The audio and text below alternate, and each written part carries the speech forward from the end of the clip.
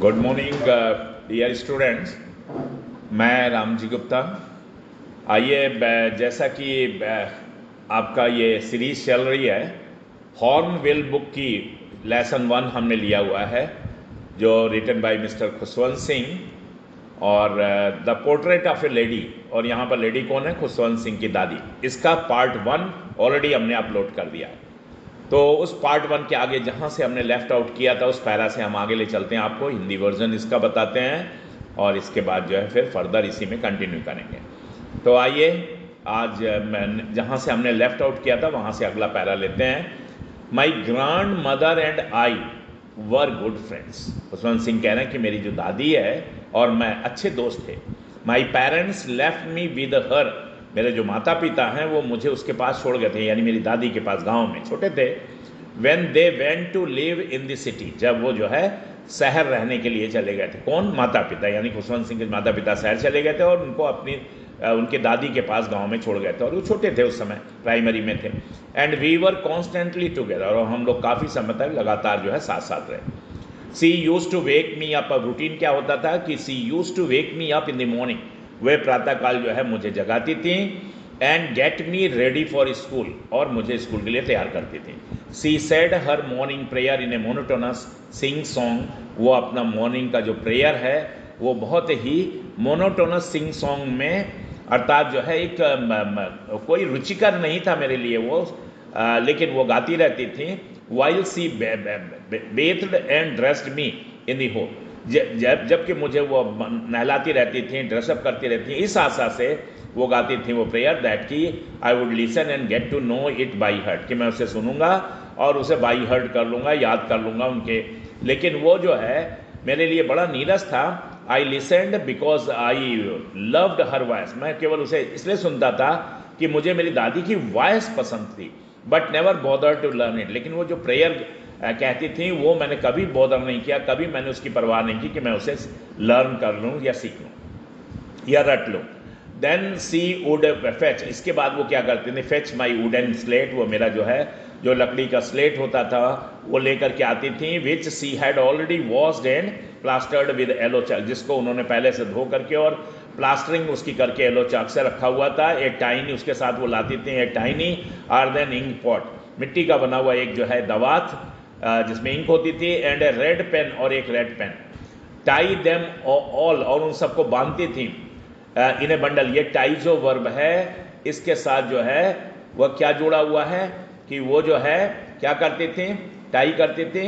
अब ये जैसे सी वुड फेच, तो ये वुड इसी के साथ ही, फिर उसको बांधती थी सभी को इन ए बंडल, एक बंडल में। एंड हैंड, अब ये would hand it to me, और मुझे जो है हैंड ओवर कर देती थी। ये रूटीन था उनका। After a breakfast of a thick stale chapatis with a little butter and sugar spread on it, मतलब सुबह मॉर्निंग का नाश्ता क्या रहता था? बासी रोटियां रहती थी, उसमें वो शुगर और बटर लपेट देती थी, पूरा फैला देती थी उसके ऊपर।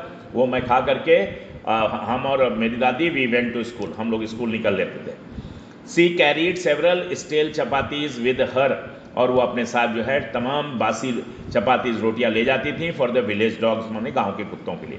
माई grandmother always went to school with me, मेरी दादी हमेशा मेरे साथ ही स्कूल जाती थी। बिकॉज कारण क्या था? The school was attach to the temple, क्योंकि ये जो मेरा स्कूल है वो मंदिर से अटैच था। उन्होंने मंदिर के ही पुजारी नॉर्मली गुरु के रूप में पढ़ाते थे।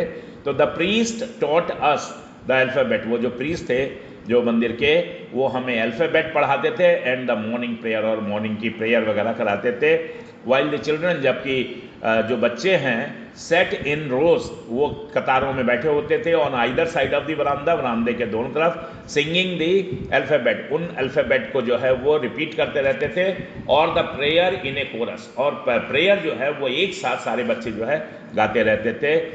एक जिस समय हम लोग ये सब काम करते रहते, माई ग्रांड मदर, मेरी जो दादी हैं, सेट इन साइड रीडिंग, वो अंदर मंदिर में रीडिंग करती रहती थी। द स्क्रिप्चर्स, माने जो है कई धार्मिक पुस्तकों को जो वहाँ होते थे उनको पढ़ती रहती थी। When we had both finished, और हम जब दोनों का काम हो जाता था, वो मेरा क्लास ओवर हो जाता था और उनका जो है धार्मिक पुस्तकों का पढ़ाई ओवर हो जाती थी, we would walk back together, तो हम लोग साथ साथ जो है वापस मंदिर से घर की ओर चल पड़ते थे।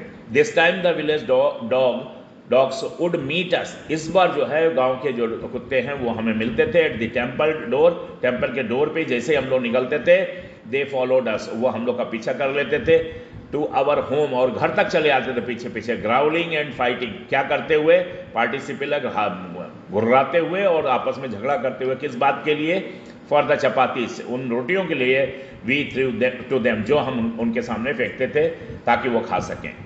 When my parents were comfortably settled in the city, जब मेरे माता पिता जो है सुविधाजनक तरीके से जो है शहर में सेटल्ड हो गए, व्यवस्थित हो गए, रूम मिल गया, दे सेंट फॉर अस, तो उन लोग ने हम लोग को बुलवा लिया, दादी को और मुझे शहर बुलवा लिया। That was a turning point in our friendship, और हमारी मित्रता का समझ लीजिए ये एक बहुत महत्वपूर्ण जो है पड़ाव था, मोड़ था। कारण क्या था कि although we started the same room, यद्यपि we shared the same room, यद्यपि हम लोग जो है सेम रूम को शेयर करते थे, my grandmother no longer came to school with me, मेरी अब दादी जो है मुझे लेकर के स्कूल तो अब जाती नहीं थी। I used to go to an English school, अब मेरा दाखिला जो है इंग्लिश स्कूल में हो गया था, और मैं इन ए मोटर बस, और मैं एक बस में स्कूल जाता था।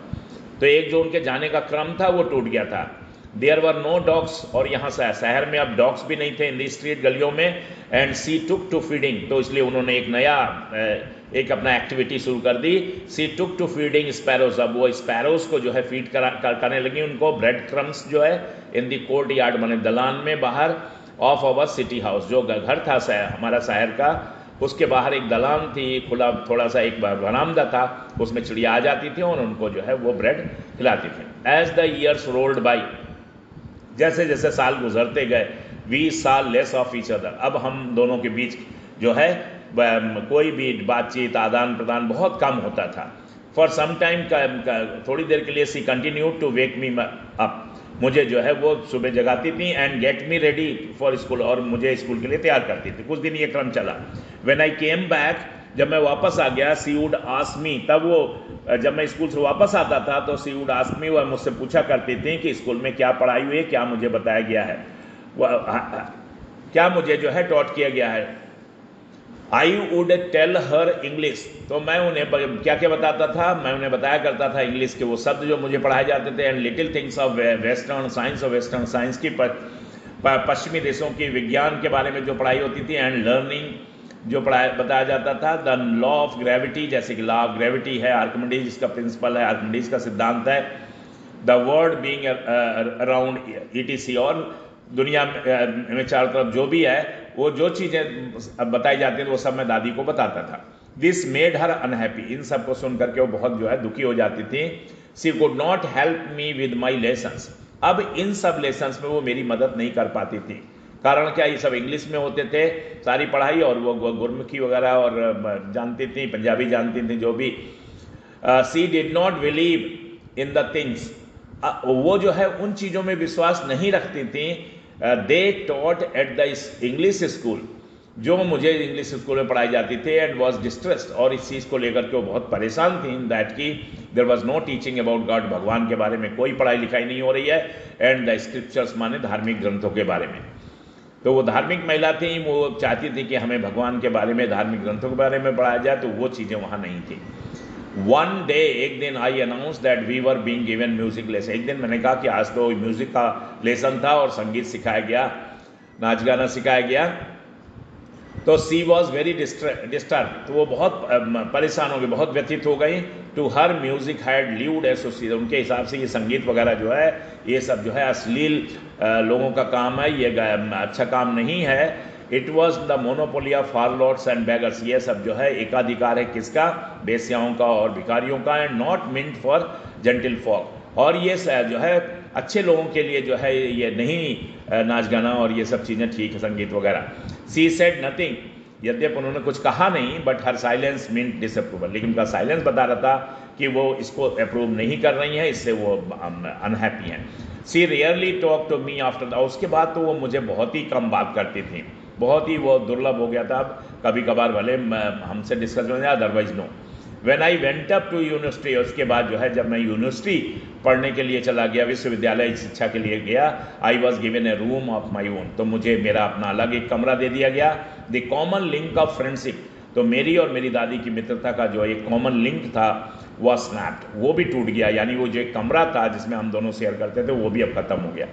माई grandmother accepted her seclusion with exam, मेरी दादी ने जो है अपने इस एकाकीपन को जो है स्वीकार कर लिया कि अब वो जान गई कि उनका पोता जो है अब यूनिवर्सिटी चला गया है, तो इसको उन्होंने जो है अब एक्सेप्ट कर लिया अपना फेट कंपली भाग्य मान करके, और वो एकांत का जीवन बिताने के लिए बिल्कुल मेंटली तैयार हो गई। She rarely left her spinning wheel to talk to, अब वो दिन भर चरखा चलाती रहती थी और शायद ही कभी ब्रेक करती थी किसी से बात करने के लिए। फ्रॉम सनराइज टू सनसेट, सुबह सूर्य जब नुकता था और शाम को सूर्य डूबने तक, she sat by her wheel spinning, वो अपने जो है चरखे के पास बैठी रहती थी, एंड रिसाइटिंग प्रेयर्स, और प्रार्थना जो है वो बोलती रहती थी। ओनली इन दी आफ्टरनून, केवल afternoon she relaxed for a while, थोड़ी देर के लिए वो रिलैक्स होती थी, टू फीड दी स्पैरोज, और उस बीच वो स्पैरोज को जो है हाफ एन आवर करीब जो है ब्रेड क्रम्स खिलाती थी, फीडिंग करती थी चिड़ियों को। वाइल सी सेट इन दी वरामदा ब्रेकिंग दी ब्रेड इनटू लिटिल बिट्स, जिस समय वो बरामदे में बैठ करके और ब्रेड्स को छोटे छोटे टुकड़ों में तोड़ती रहती थी। हंड्रेड्स ऑफ लिटिल बर्ड्स, वो टाइम सबको पता रहता था, सारी चिड़िया जो है सैकड़ों संख्या में चिड़िया जो है वहाँ कलेक्ट हो जाती थी उनके चारों ओर, क्रिएटिंग ए वेरिटेबल बेडलम ऑफ चर्पिंग्स, और उस समय जो है वो चिड़ियाँ चे चे करके, ये साउंड है चिड़ियों की, और ये बहुत ही कन्फ्यूजन क्रिएट करने वाला और जो है कान को दुखी कर देने वाला जो है वो चहचहाट से जो है पूरा वातावरण गुंजायमान हो जाता था। सम केम एंड पर, कुछ चिड़िया आती थी, वो पर्स्ड ऑन हर लेग, उनके पैरों में बैठ जाती थी, अदर्स ऑन हर शोल्डर्स, कुछ उनके कंधों पे बैठ जाती थी, some even sat on her head, और कुछ उनके सिर पे बैठ जाती थी। सी स्माइल्ड, और इन सब से वो कोई नाराज नहीं होती थी, वो मुस्कुराती रहती थी, बट नेवर सूट देम, और उन्हें कभी हटाती भी नहीं थी, कभी उन्हें हुस्काती भी नहीं थी, भगाती भी नहीं थी। It use to be the happiest half hour of the day for her, उनके लिए जो है ये लगता था कि सबसे खुशनुमा जो है, सबसे अच्छा हाफ एन आवर जो है पूरे दिन का यही था जिस समय वो चिड़ियों को जो है खिलाती रहती थी। When I decided to go abroad, जब मैंने ये तय किया कि मैं विदेश जाऊंगा फॉर फर्दर स्टडीज़, आगे की पढ़ाई के लिए, आई वॉज श्योर, मैं पूरी तरह से आश्वस्त था कि my grand mother would be upset, कि मेरी दादी जो है बहुत ही अपसेट रहेंगी, बहुत ही परेशान होंगी। I would be away for 5 years, और मेरा जो जाने का इरादा वो 5 साल का था। एंड एट हर एज, और उनकी जो उम्र थी मेरी दादी की, वन कुड नेवर टेल, कोई भी ये नहीं कह सकता था कि आगे क्या होगा। But my grand mother could, लेकिन हाँ मेरी दादी जानती थी कि वो जिंदा रहेगी, मुझे तो थोड़ा डाउट था, लेकिन उनको पता था कि माई ग्रैंड मदर कुड मतलब उन्हें पता था कि वो कुछ भी होने वाला नहीं है 5 साल। She was not even sentimental, यहाँ तक कि वो बिल्कुल भावुक भी नहीं हुई। She came to leave me at the railway station, और वो रेलवे स्टेशन मुझे सी ऑफ करने भी आई, बट डिड नॉट टॉक, लेकिन वो मुझसे बिल्कुल बात उन्होंने नहीं किया, और सो एनी इमोशन, और ना ही कोई इमोशन शो किए। हर लिप्स मूव्ड इन प्रेयर, उस समय भी उनके लिप्स जो हैं वो प्रार्थना में मूव कर रहे थे, वो कोई मंत्र जाप करती जा रही थी। Her mind was lost in prayer, और वो उसी अपने जो है भगवान के ध्यान में खोई हुई थी। Her fingers were busy telling, और उनकी उंगलियां जो है बिजी थी, व्यस्त थी, telling the beads on her rosary, जो उनकी माला थी मनकों की, उसको जो है वो उनके जो बीट्स है उसको वो चलाती रहती थी। साइलेंटली, चुपचाप, सी किस्ड माई फोरहेड, बहुत ही चुपचाप उन्होंने जो है मेरे फोरहेड, मेरे माथे पर जो है एक किस की। एंड व्हेन आई लेफ्ट, और जब मैं वहाँ से चल दिया, I cherish the moist imprint, तो मैंने महसूस किया उस मॉइस्ट, उस गीलेपन को, उस इम्प्रिंट को, उनके होंठों की जो है एक छाप हमारे फोरहेड पे थी। As happens the last sign of physical contact between us, और मुझे ये एहसास हो रहा था कि हो सकता है मेरी दादी का ये लास्ट जो है संपर्क हो, कॉन्टैक्ट हो फिजिकल मेरे साथ, क्योंकि राइटर यही फील कर रहे थे कि कहीं ना कहीं 5 साल एक बड़ा पीरियड है और मेरी दादी जो है इस बीच नहीं रहेगी। तो वो जो मॉइस्ट था इम्प्रिंट, मॉइस्ट यानी वो जो उनका एक किस था उनकी दादी का उनके फोरहेड पे, वो उनके लिए जो बहुत ही जो है चेरिशेबल था, उसको वो हमेशा अपनी ज़िंदगी में याद रखेंगे। Thank you very much. आज यहीं पर रैप अप करेंगे, और फिर जो है थर्ड जो पार्ट है उसमें आगे फर्दर ले चलेंगे। Thank you.